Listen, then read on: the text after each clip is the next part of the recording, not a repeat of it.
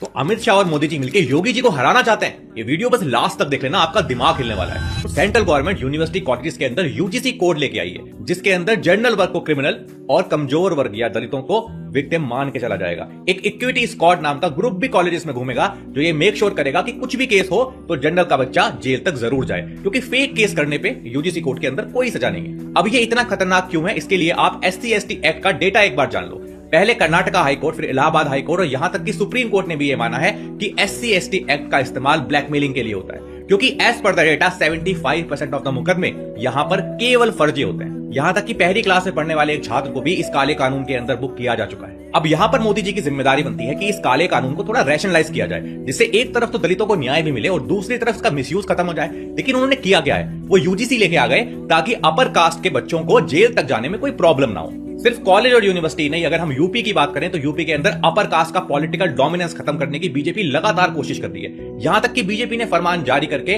ब्राह्मण और upper caste MLAs की मीटिंग पर भी रोक लगा दी है। बट ये हो क्यों रहा है, इसके पीछे का गणित समझो। देखो, उत्तर प्रदेश के अंदर लगभग 20% जो लोग हैं वो अपर कास्ट से बिलोंग करते हैं और लगभग 20% के आसपास ही हैं जो दलित हैं। लेकिन अपर कास्ट का पॉलिटिकल डोमिनेंस बहुत जबरदस्त है। अगर आप एग्जिस्टिंग डेटा देखोगे तो 44% जो MLA हैं अपर कास्ट से ही बिलोंग करते हैं। अब एक साल के अंदर उत्तर प्रदेश में चुनाव है और एक साल में दलित वोट बैंक तो बीजेपी को वोट देने से रहा, लेकिन 44% का जो अपर कास्ट है ये बीजेपी से इस टाइम पे बहुत ज्यादा नाराज है। बट इसका असर क्या होगा, अगर ध्यान से देखें तो हिंदुत्व और अपर कास्ट की जो राजनीति है वो बीजेपी से कहीं बड़ा वोट बैंक और बैकबोन योगी आदित्यनाथ की है, जिसके दम पे योगी आदित्यनाथ पिछले 9 साल से मुख्यमंत्री हैं। और अगर इन 44 MLAs के दम पे और अपर कास्ट की सपोर्ट से योगी आदित्यनाथ एक बार और चुनाव जीतते हैं तो वो 2029 में अमित शाह को बिल्कुल साइडलाइन करते हुए पीएम के सीधे कैंडिडेट बन सकते हैं। इसीलिए एक थ्योरी ये कहती है कि पहले 2024 के लोकसभा इलेक्शन में भी योगी या यूपी को कमजोर करने की कोशिश की गई और अभी उनके मेन वोट बैंक को टारगेट करके 2027 में उनको और